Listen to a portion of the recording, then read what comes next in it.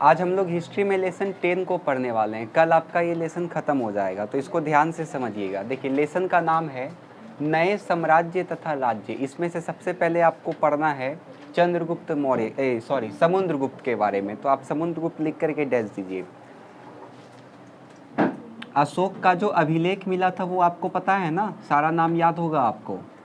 28-29 जगह आपको याद करवाए थे, उम्मीद करते हैं कि याद होगा, खा पी के बैठ नहीं गए होंगे। तो उसी में से एक कहाँ से मिला था? इलाहाबाद से, ये पता है ना आपको। तो इलाहाबाद के ही अभिलेख से हमको किसके बारे में जानकारी मिलता है? समुद्रगुप्त के बारे में जानकारी मिलता है।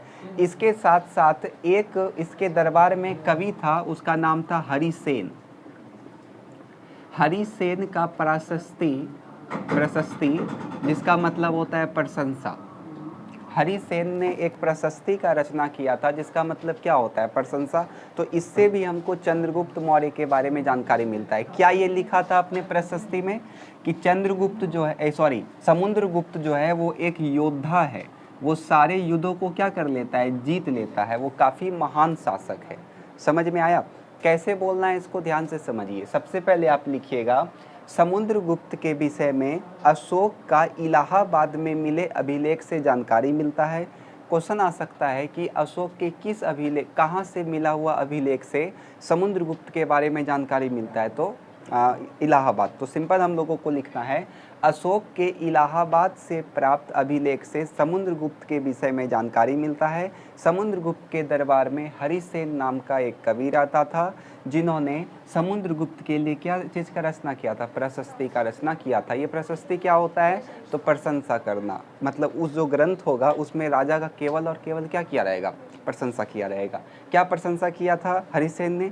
कि समुद्रगुप्त काफ़ी महान शासक हैं, सारा युद्ध जीतते हैं वो।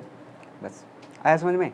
इसके अतिरिक्त 4 शासक के बारे में उन्होंने बताया था। 4 अलग अलग एरिया में जो शासक थे उनके हिसाब से बताया था। पहला, समुद्रगुप्त ने आर्यवर्त के 9 शासक को पराजित करके इसके साम्राज्य को अपने साम्राज्य में मिला लिया था। आर्यवर्त आप अयोध्या मथुरा इधर जो कहलाएगा आर्यवर्त कहलाएगा।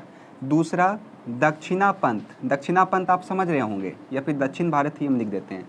दक्षिण भारत के 12 शासक को उसने पराजित किया था, किंतु बाद में इसने उसी को वहाँ पे शासन करने का अधिकार दे दिया। आए समझ में कि दिक्कत है? समझ में आ रहा है ना? मुंह लटका के बैठे हुए थे सब। तीसरा, जो पड़ोसी राज्य था वो इसको उपहार भेजाता था। चौथा, जो बाहरी राज्य था वो इस डर से कि ये आक्रमण नहीं कर दे मेरे ऊपर, इसलिए पड़ोसी राज्य की जो राजा होते थे उनकी जो पुत्री होती थी वो विवाह करवा देता था। किसके साथ? समुद्रगुप्त के साथ। तो अब वो ससुराल में कभी आक्रमण करेगा क्या? नहीं करेगा। तो ये वाला तकनीक बहुत अच्छा चलता था। अगर किसी राजा को अगर कंट्रोल में करना है तो उसका पुत्री से विवाह कर लीजिए, तो राजा ऑटोमेटिक क्या हो जाएगा? कंट्रोल में आ जाएगा। तो यही वाला सिस्टम उस समय भी चलता था। जैसे आपको पता होगा कि सेल्यूकस निकेटर जो सिकंदर ने छोड़ करके उसको गया था पश्चिम सीमा पे, उत्तर पश्चिम सीमा पे, तो सेल्यूकस निकेटर जब चंद्रगुप्त मौर्य के साथ उसका युद्ध हुआ था तो चंद्रगुप्त मौर्य ने भी क्या किया था? सेल्यूकस निकेटर की जो बेटी थी हेलेना, उसके साथ विवाह किया था ना, ताकि वो सेल्यूकस निकेटर क्या रहे? कंट्रोल में रहे। और उसी के साथ कौन आया था? मेगास्थनीज। और मेगास्थनीज ने किस ग्रंथ का रचना किया था?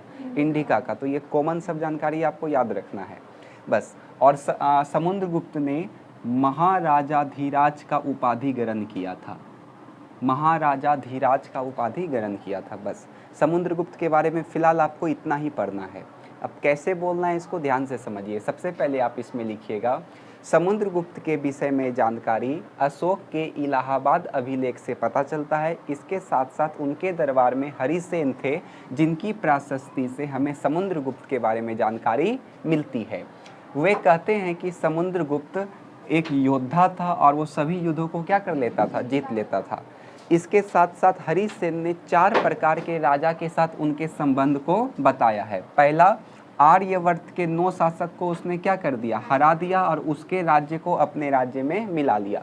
दूसरा, दक्षिण भारत के 12 शासक को उसने हराया, किंतु बाद में सल्ला हो गया तो उन्हीं शासक को वहाँ पे शासन करने के लिए दिया। ये याद रखिएगा, दक्षिण भारत के 12 शासक को तो उसने हराया, किंतु उसने खुद वहाँ पे शासन नहीं किया, उसने उन्हीं शासक को वहाँ पे रहने दिया और वहाँ पे उसको शासन कर दे दिया, क्योंकि यहाँ से ऑब्जेक्टिव पूछेगा। अगला, जो भी पड़ोसी राज्य था, अगल बगल का राज था, वो राजा को जो है वो क्या भेजता था, उपहार भेजता था। किस लिए उपहार भेजता था? ताकि वो उन पे आक्रमण नहीं करे, और सबको उनका अधीनस्थता को स्वीकार कर लिया था, ये बात याद रखिएगा। और लास्ट, जो भी बाहरी राज्य था, बाहरी राज्य के राजा थे, वे अपनी पुत्री का विवाह किससे करवा दिए थे? समुद्रगुप्त से करवा दिए थे, ताकि उनका राज्य क्या रहे, सुरक्षित रहे। बस आया समझ में ना? लिखिए।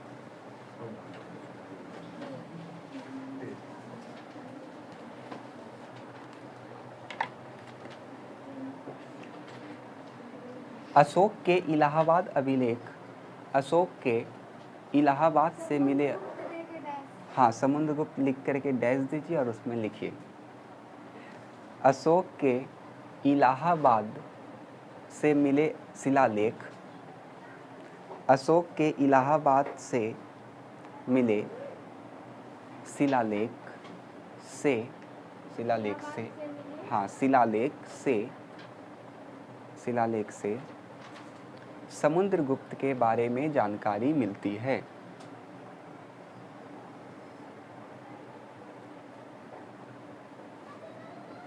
समुद्रगुप्त के बारे में जानकारी मिलती है।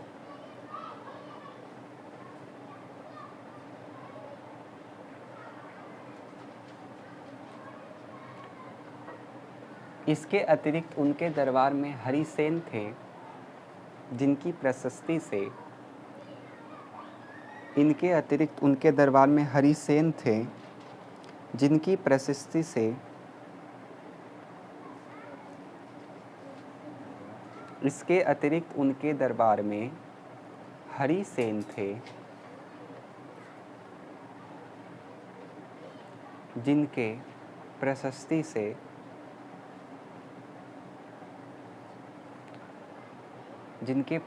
से समुद्रगुप्त के बारे में जानकारी मिलती है। जिनके प्रशंसा को ब्रैकेट में लिख लीजिए, जिनकी प्रशस्ति से समुद्रगुप्त के बारे में जानकारी मिलती है। पैरा चेंज, पैराग्राफ चेंज करके लिखिए, हरिसेन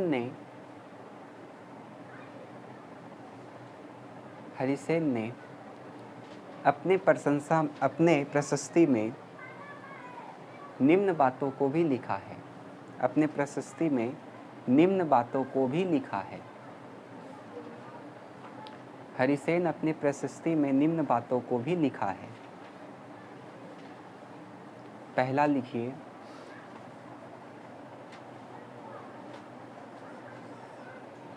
लिखिए, आर्यवर्त के 9 शासकों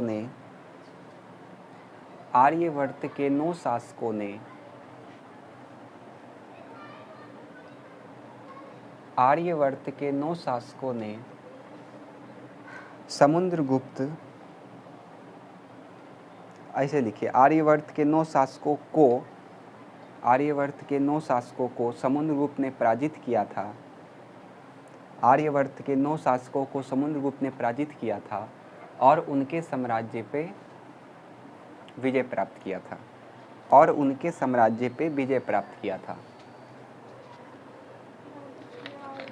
उनके साम्राज्य पे विजय प्राप्त किया।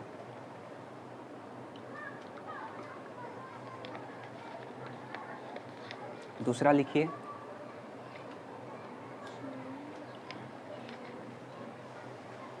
दक्षिण भारत के 12 शासकों ने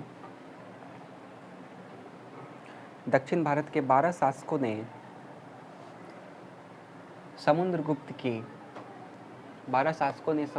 की अधीनस्थता स्वीकार की। अधीन लिख करके आधा सो तो में आका, अधीनस्थता स्वीकार की,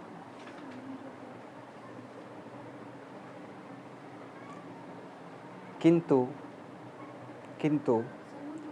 समुद्रगुप्त की अधीनस्थता स्वीकार की, किंतु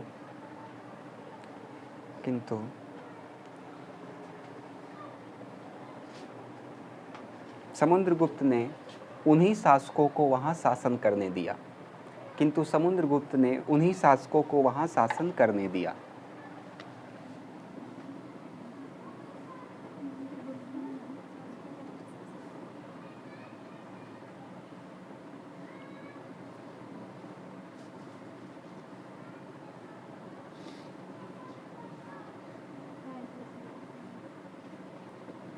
तीसरा लिखिए, पड़ोसी राज्य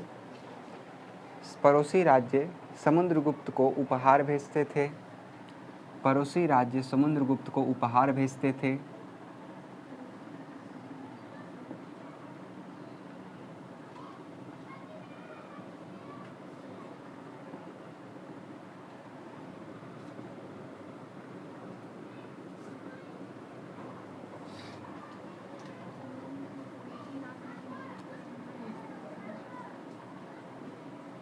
चौथा लिखिए,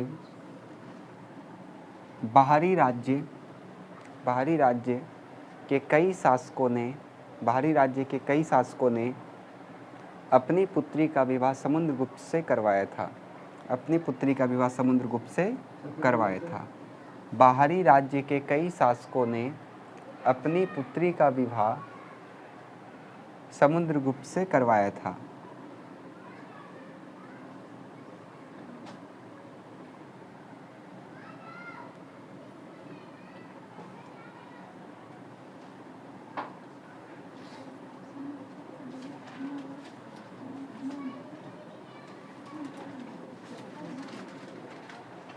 अगला लिखिए, हर्षवर्धन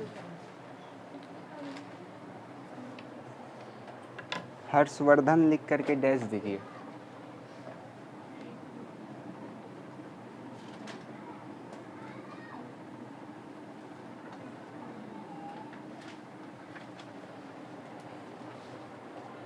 देखिए, हर्षवर्धन के बारे में भी हम लोगों को कई शिलालेख या अभिलेख से जानकारी मिलता है, लेकिन विशेष जानकारी इसका हमको हर्ष चरित्र से मिलता है। अब ये हर्ष चरित्र क्या था?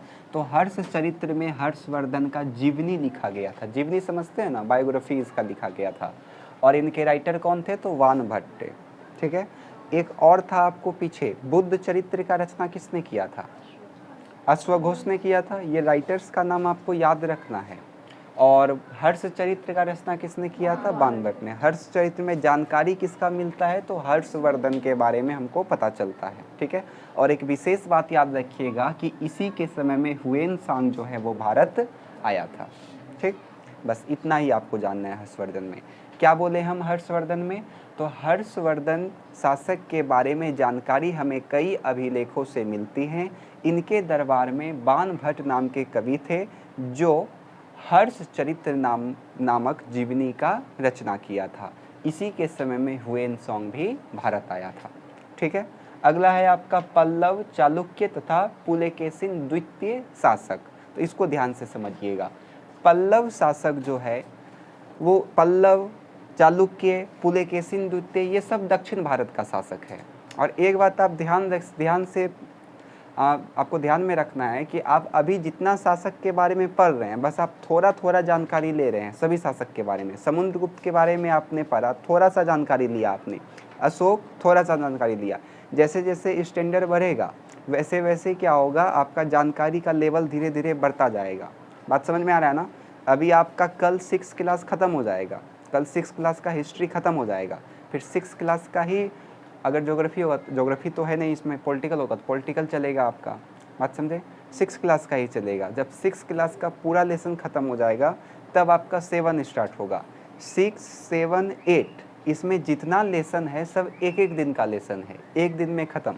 यानी कि एक मंथ में 6 ख़त्म, एक मंथ में 7 ख़त्म, एक मंथ में 8 ख़त्म।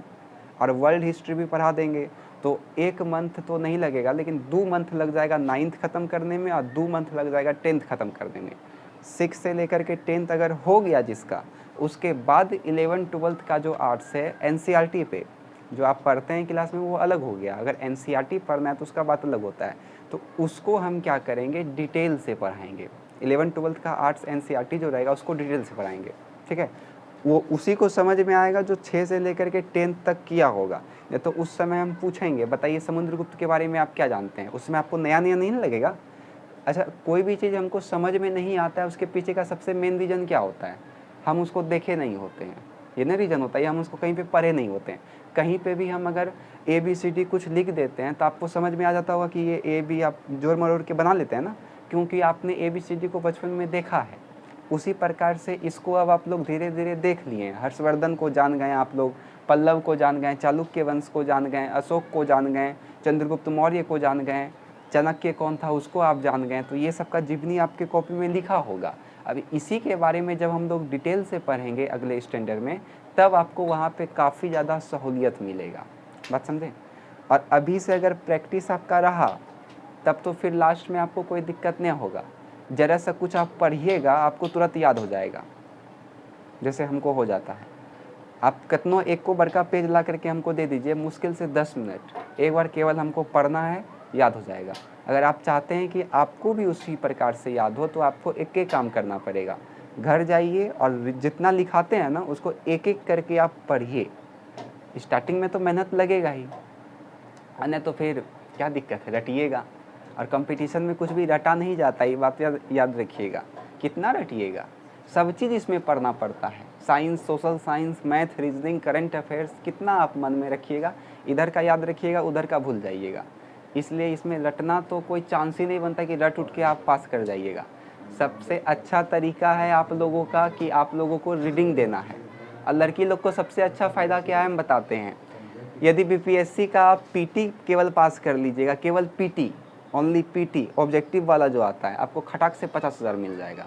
लड़का को नहीं मिलता है लड़की को मिलता है। और मेंस भी पास कर जाइएगा तो भी शायद कुछ पैसा देता है बिहार सरकार। इसलिए केवल PT अगर आपका निकल जाएगा तो 50,000 उसमें आ जाएगा। ग्रेजुएशन में फर्स्ट कर जाइएगा तो 50,000 उसमें आ जाएगा। 1 लाख तो आपका ऐसे ही आ गया।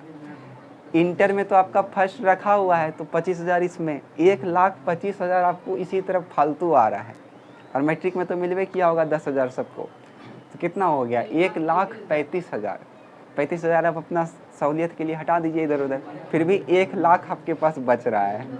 मामूली बात नहीं है 1 लाख। इसलिए अच्छे से पढ़िए। हर्षवर्धन के बारे में समझ में आया। अब आगे समझिए। पल्लव, चालुक्य और पुलकेशिन द्वितीय का जो शासन था वो मेनली दक्षिण भारत में था। इसको हम लोग डिटेल से पढ़ेंगे आगे। पल्लव, चालुक्य और पुलकेशिन द्वितीय का जो शासन था वो दक्षिण भारत में था। पल्लव का राजधानी कांचीपुरम के क्षेत्र से लेकर के कावेरी नदी तक फैला हुआ था, और चालुक्य का कृष्णा नदी से लेकर के तुंगभद्रा नदी तक फैला हुआ था, और इसका राजधानी क्या था, ऐहोल था। और याद रखिएगा इस सब में आपस में टकराव होते रहता था साम्राज्य को बढ़ाने के लिए, वो तो आम बात है। समझ में आया? ये वाला फिर से समझ लीजिए। पल्लव, चालुक्य तथा पुलकेशिन द्वितीय दक्षिण भारत के महत्वपूर्ण शासक थे। ठीक है, यहाँ तक में।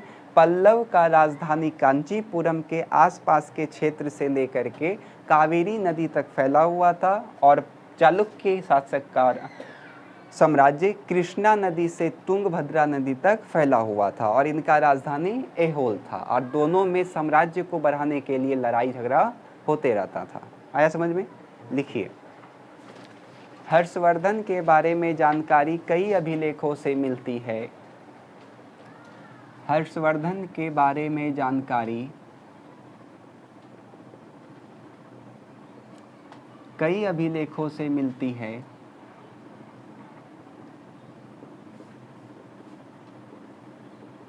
उनके दरबार में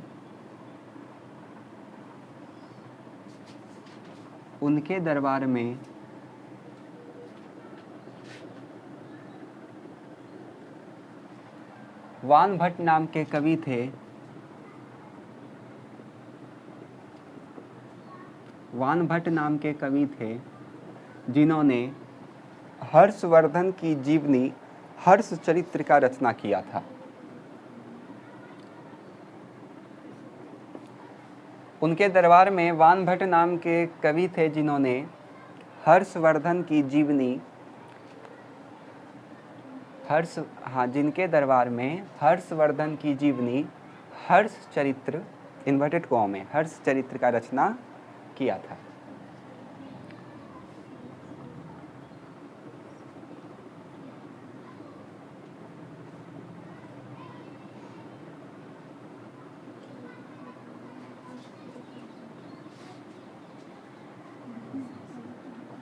उसके बाद लिखिए इन्हीं के दरबार में हुएन सॉन्ग आया था।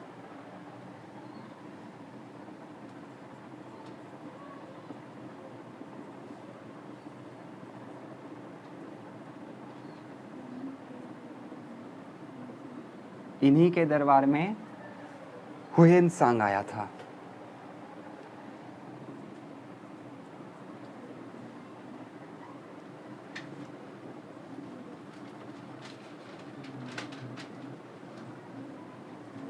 चलिए अगला लिखिए पल्लव चालुक्य तथा पुलकेशिन द्वितीय।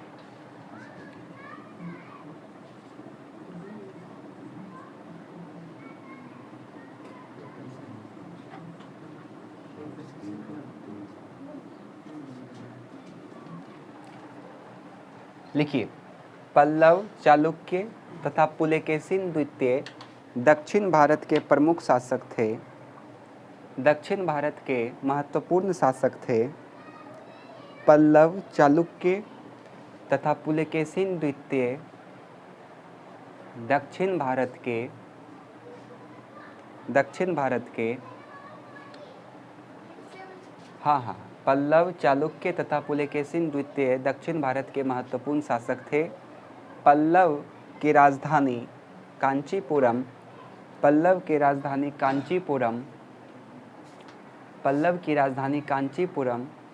के आसपास के क्षेत्र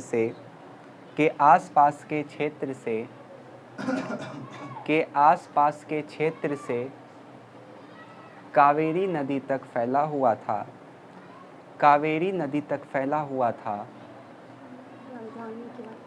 आसपास के क्षेत्र से कावेरी नदी तक फैला हुआ था तथा चालुक्य का साम्राज्य कृष्णा नदी से तुंगभद्रा नदी तक फैला हुआ था। कृष्णा नदी से तुंगभद्रा नदी तक फैला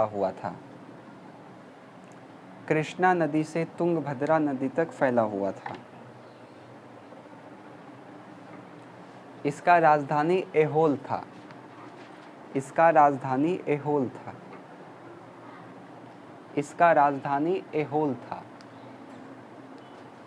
हो गया।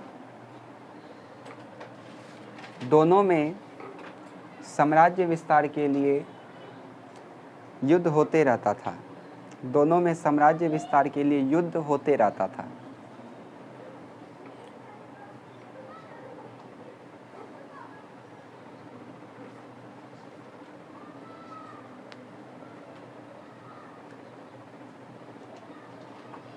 चलिए इसको ध्यान से समझिएगा।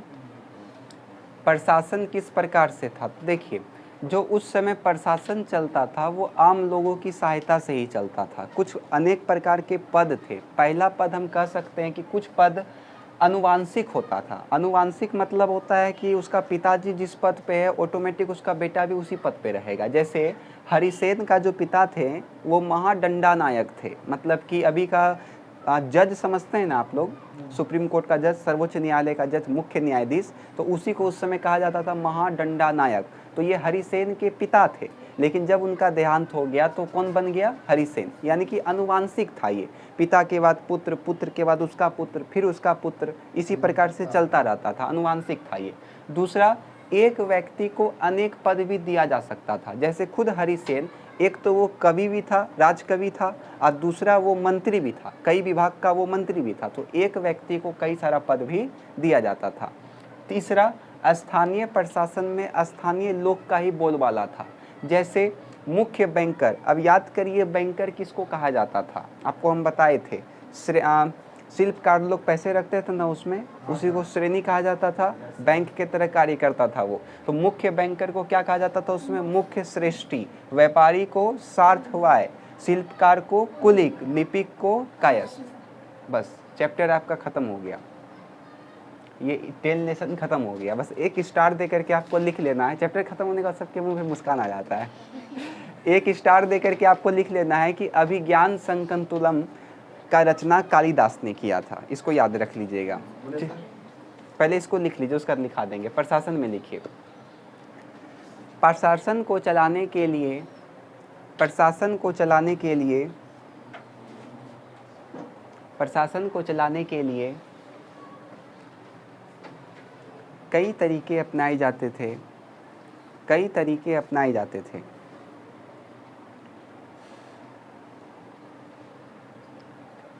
चलिए पहला लिखिए, कई पद अनुवांशिक होते थे। कई पद अनुवांशिक होते थे। जैसे हरिसेन के पिता महादंडानायक थे।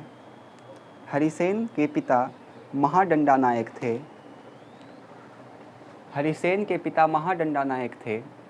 तो हरिसेन भी दंडानायक वहाँ लिखा हुआ है। हरिसेन के पिता महादंडानायक थे, तो हरिसेन भी महादंडानायक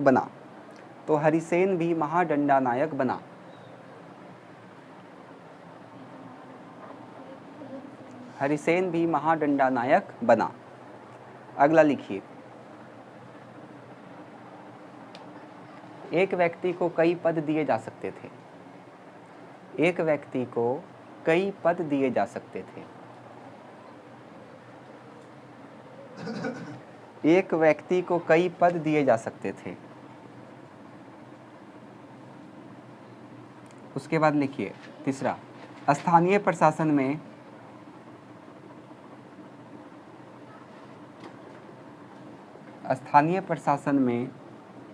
स्थानीय लोगों का बोलबाला था।